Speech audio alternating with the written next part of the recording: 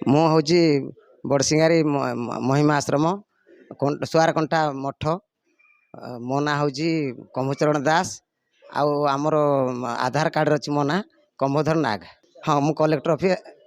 ଆମେ ଆସିଛୁ ଆମର ବାସଗୃହ ପାଇଁ ଆସିଛୁ, ମଠ ବାଡ଼ିର ଉନ୍ନତି ପାଇଁ। ଘର ଦ୍ୱାରା ଆମର କିଛି ନାହିଁ, ମାନେ କେମିତି ସରକାର ଆମକୁ ଘର ଦେବେ କି ଆମର କେମିତି ଖାଇବା ପିଇବା ସୁବିଧା କରିବେ, ମନ୍ଦିର ବାଡ଼ି ଗୋଟେ କ'ଣ କେମିତି କରିବେ, ଆମେ ସେଥିପାଇଁ ଆପତ୍ତି କରିବା ପାଇଁ ଆସିଥିଲୁ। ଗଲା 27 ତାରିଖରେ ମାନେ କଲେକ୍ଟର ଆଜ୍ଞା କହିଲେ ଯିବୁ ବୋଲି କହିଲେ, ତ ଆସିଲେ ନାହିଁ ଆମ ପାଖକୁ କି କିଛି କହିଲେ ନାହିଁ, ଆମକୁ ଜାଣିପାରିଲୁ ନାହିଁ। ତ ଆମେ ଆସିଥିଲୁ 27 ଡିସେମ୍ବର 27ରେ ଆସିଥିଲୁ। ହଁ, ମୁଁ ଯାଇକି ଭେଟିବି ବୋଲି କହିଲେ। ହଁ, ଦିନ ଆମକୁ କହିନାହାନ୍ତି, ମୁଁ ଯାଇକି ଦେଖିକି ଆସିବି କହିଲେ। ହଁ ହଁ, ତାଙ୍କୁ ଭେଟିବା ପାଇଁ ଆସିଛୁ ଆମେ ବଡ଼ସିଂହାରୀ ମହିମା ମଠ ଅଛି ଆମର ସୁଆରକଣ୍ଟା। ହଁ, ସେଇଠି ଆମେ ବସବାସ କରି ସବୁ କୁଡ଼ିଆ ଘର ଘରି କରି ସବୁ ରହିଛୁ। ଆଉ ସେଇଠି ରହିଛୁ, ଆମେ ସେଇଠି ରହିଛୁ, ଘର କରିକି ରହିଛୁ। ଆମର ଆଧାର କାର୍ଡ଼ ବି ଅଛି।